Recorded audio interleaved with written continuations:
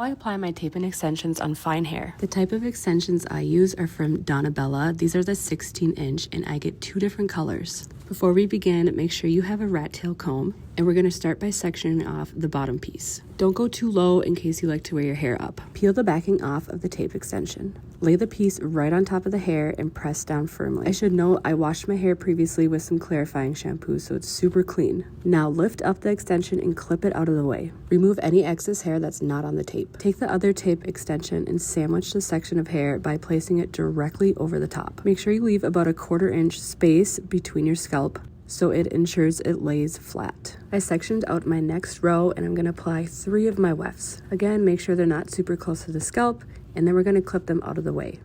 Remove any of the hair that is not sticking on the extension. Take your other piece and sandwich it right on top.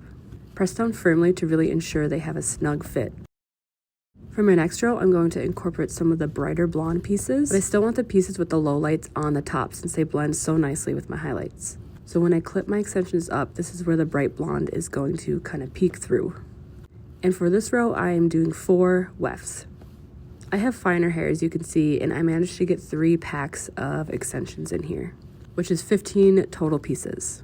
The sides are much easier to do since I'm not looking at the back of my head, but we want to make sure we're going at a diagonal, so that way when I wear my hair up, it sits nicely against my scalp. Don't get too close to your hairline, otherwise it will be very obvious.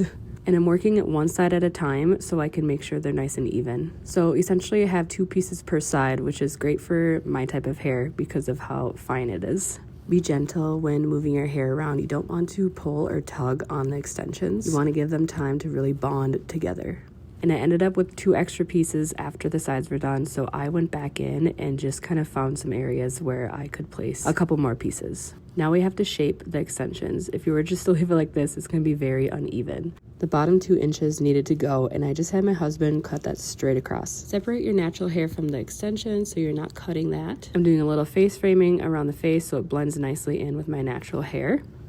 And then I'm just going to style them a little bit just to make sure everything blends really nicely. I will say this does take a little bit of practice simply because you are looking behind most of the time. It's not a hard thing to do, it's just a little time consuming. I would say it took me about an hour to apply all of the pieces, so not too shabby. You'll want to wait at least 48 hours to wash your hair. And these should last you up to 2 months. I love tape-ins for fine hair because they're pretty undetectable and they're very comfortable.